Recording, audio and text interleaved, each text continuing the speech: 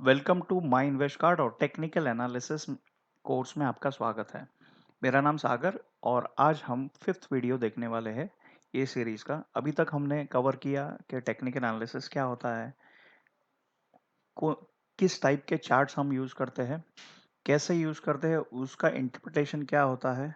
हम मास की साइकोलॉजी जो है, मास का बिहेवियर है, जो पार्टिसिपेंट्स है उनका बिहेवियर है, ये चार्ट्स में कैसे देखेंगे ये हमने देखा। उसके बाद हमने एनालाइज किया कि सिंगल कैंडलस्टिक पैटर्न्स क्या होते हैं, उसमें कई तरीके के पैटर्न्स हमने देखे। तो प्रीवियस वीडियो में आज फिफ्थ है और आज से हम मल्टीपल कैंडलस्टिक पैटर्न्स शुरू कर रहे हैं। मल्टीपल कैंडलस्टिक पैटर्न्स मतलब कि दो कैंडल एक साथ एनालाइज करना, तो या तीन कैंडल एक साथ एनालाइज करना। आज के हमारे टॉपिक में कैंडल्स है कि बुलिश एलगल्फिंग एंड बेरिश एलगल्फिंग। एलगल्फिंग का मीनिंग ये होता है कि फर्स्ट कैंडल को दूसरी जो कैंडल है वो एलगल्फ करती है, मतलब पूरी तरह उसकी बॉडी जो है वो कवर करती है। हम चार्ट्स में देखेंगे कि एग्जैक्टली वो क्या, इसका मीनिंग क्या है। उसके पहले एक छोटा सा रिक्वेस्ट है कि अगर अब आपने अभी तक हमारा चैनल सब्सक्राइब नहीं किया होगा तो आप उसका सब्सक्रिप्शन करो, जिसके वजह से आपको रेगुलरली हमारे वीडियोस मिलते रहेंगे। इसके प्रीवियस वीडियोस को भी आप वॉच करो तो आपको ये सीरीज समझ में आएगा। We are creating a series of videos जहाँ पे आपको टेक्निकल एनालिसिस से हम बेसिक से लेके एडवांस तक लेके जा रहे हैं, और हम सारी जो उसकी टेक्निक्स है वो कवर कर रहे हैं। फिलहाल हम मल्टीपल कैंडलस्टिक जो है वो कवर करेंगे। ये मल्टीपल कैंडलस्टिक्स होने के बाद हम वेरियस इंडिकेटर्स कवर करेंगे। तो because of that what will happen कि आपको पूरा ट्रेड सेटअप कैसा करना है वो समझ में आ जाएगा। तो आज के जो पैटर्न्स है that is engulfing pattern, that is bullish engulfing and bearish engulfing pattern हम देखने वाले हैं। तो पहला हमारा पैटर्न हम देखते हैं बुलिश एलगल्फिंग। इसमें क्या आ गया, दो चार्ट्स हम एनालाइज करते हैं। दो चार्ट्स में अगर आप देखोगे तो फर्स्ट कैंडल जो है, फर्स्ट कैंडल को सेकंड कैंडल ने पूरी तरह उसकी बॉडी को कवर कर लिया है।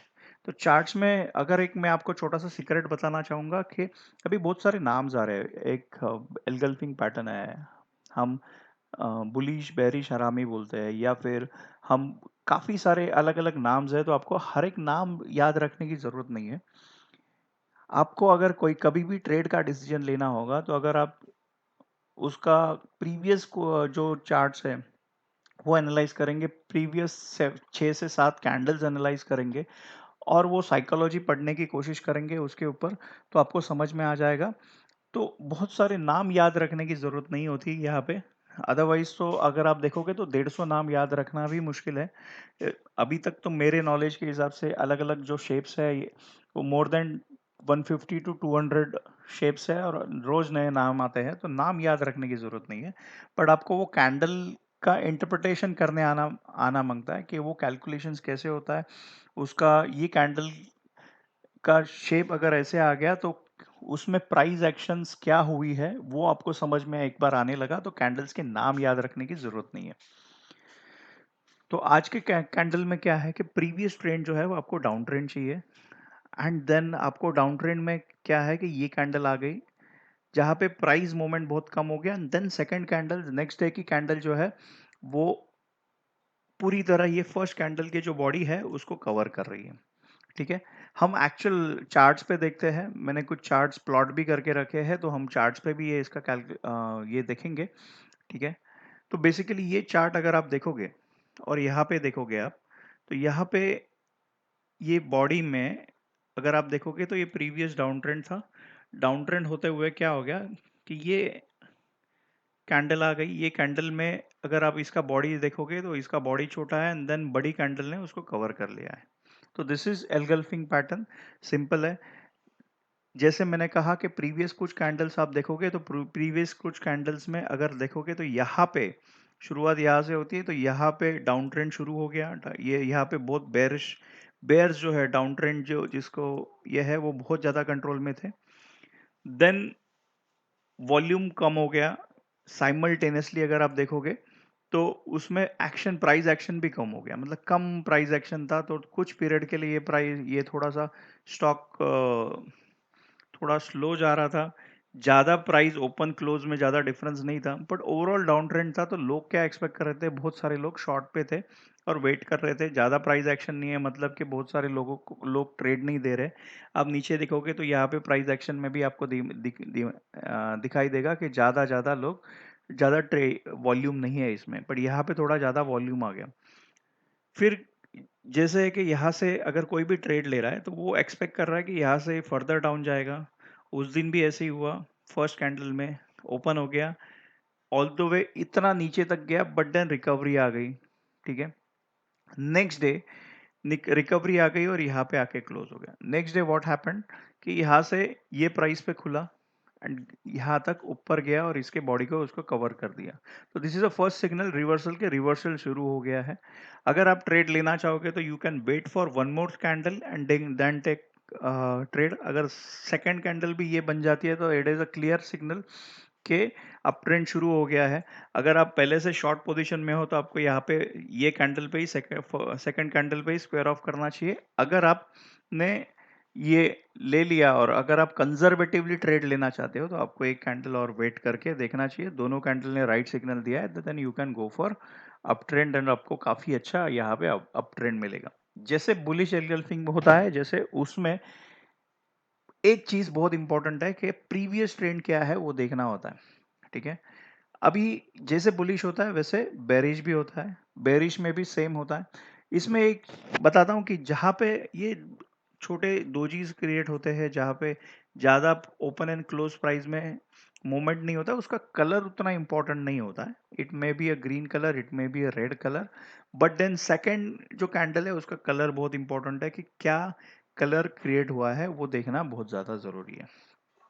ठीक है, तो बेरिश एनगल्फिंग में एक्चुअल उल्टा होता है कि प्रीवियस ट्रेंड आपको अप ट्रेंड चाहिए। अप ट्रेंड के बाद ये कैंडल क्रिएट हो गई फर्स्ट, जहां पे प्राइस मूवमेंट ज्यादा नहीं है, मतलब कि एक सर्टन प्राइस पे जो बेयर्स है एंड बुल्स है दोनों में समझौता हुआ है कि यस ये price is the right price, and then इसके बाद बेयर्स ने कंट्रोल ले लिया बेयरिश एनगल्फिंग पैटर्न में। हम चार्ट्स पे देखते हैं, प्रीवियस ट्रेंड है, अप ट्रेंड है।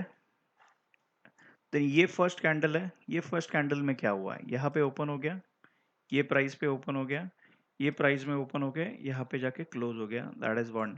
तो every one was expecting here कि अप ट्रेंड शुरू है, अप ट्रेंड ही जाएगा। But then second day what happened, second day gap up opening हो गया, यहाँ पे यहाँ से क्लोज हो गया और यहाँ पे गैप अप ओपनिंग हो गया। उस दिन इतना पूरा ऊपर गया, ऊपर जाने के बाद बट सेलिंग आने शुरू हो गई। इट इज ऑलमोस्ट नीचे तक आ गया, कुछ प्रॉफिट बुकिंग हो गई, बट यहाँ पे आके सेटल हो गया। तो अगर आप सोचो कि आप अप ट्रेंड में हो एंड यू आर एक्सपेक्टिंग कि price will go up, but वो वैसा नहीं होता है और यहाँ से प्राइस रिवर्सल जाने लगती है, तो बहुत सारे ऐसे लोग हैं जो अपनी पोजीशन स्क्वायर ऑफ करते हैं।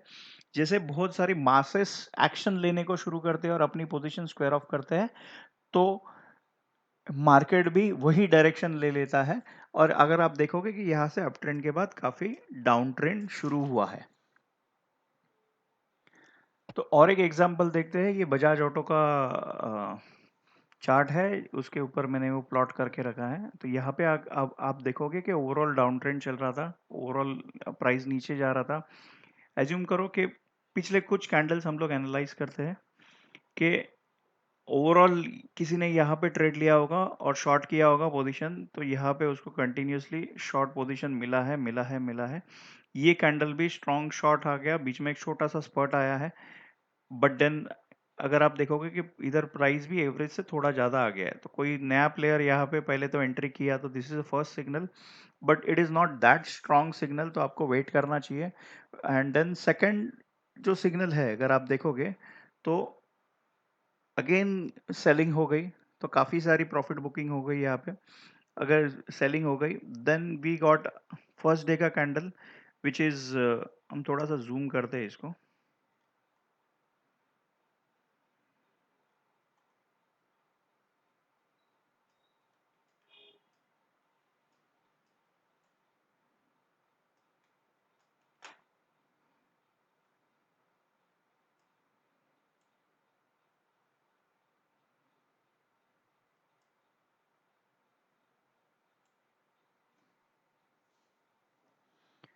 हाँ, तो हम एक्चुअली देखेंगे तो ये डाउन ट्रेंड था अपना। डाउन ट्रेंड के बाद फर्स्ट कैंडल आ गई और सेकंड कैंडल में उसको पूरी तरह एलगल्फ कर दिया। और फिर आप देखोगे कि आगे जाके ट्रेंड चेंज हो गया। तो एलगल्फिंग पैटर्न आपको क्लियर सिग्नल देता है कि ट्रेंड चेंज होने वाला है। तो you have to look out for this candles. और प्रीवियस कार सारे कैंडल्स है ना, उसको भी एनालाइज करना चाहिए। तो यहाँ पे अगर किसी ने ट्रेड लिया होगा तो आप देखो उसको क्लियर डाउन ट्रेंड मिला, तो आप क्या प्राइस गिर रहा है। नेक्स्ट डे ओपन हो गया, प्राइस गिरा। थर्ड डे ज्यादा प्राइस नहीं गिरा, तो यहाँ पे एक कॉशन आ गया। ठीक है, तो आप वेट कर रहे हो कि कोई क्लियर सिग्नल नहीं है क्योंकि वॉल्यूम भी कम है। फोर्थ डे अगेन वो सस्टेन नहीं कर पाया, नीचे गया। तो this is not a right time to take trade, क्योंकि रिवर्सल का सिग्नल नहीं है। एवरीवन इज फीलिंग कि डाउन ट्रेंड ही कंटिन्यू चल रहा है। देन यहाँ पे फिर से एक दोजी स्टार आ गया। दोजी दोजी आने के बाद आप देखोगे कि थोड़ा सा अप ट्रेंड आया है छोटे दो कैंडल्स में। यहाँ पे थोड़ा अप ट्रेंड आया, तो जो बेयर्स है उनके माइंड में थोड़ी सी हलचल शुरू हो गई।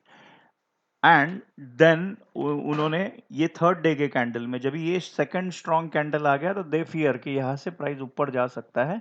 तो यहाँ पे मास साइकोलॉजी चेंज हो गई और लोग बेचने शुरू कर दिए। तो इसका इम्पैक्ट 2 दिन रहा। 2 दिन के बाद ये this is the first indicator is this. Second indicator कि ये एलगल्फिंग पैटर्न क्रिएट हो गया, and then you will have a clear winner up trend, वो आपको मिल जाएगा। ठीक है, तो आपको कभी भी एनालाइज करना है तो प्रीवियस ट्रेंड एनालाइज करना है, उसके साथ साथ में वॉल्यूम का भी एनालाइज करना है। वॉल्यूम और प्राइस का रिलेशन क्या है वो हम फ्यूचर वीडियोस में आपको बताने ही वाले हैं। तो आज के लिए इतना ही। Thank you very much and thanks, keep watching this space. Come back.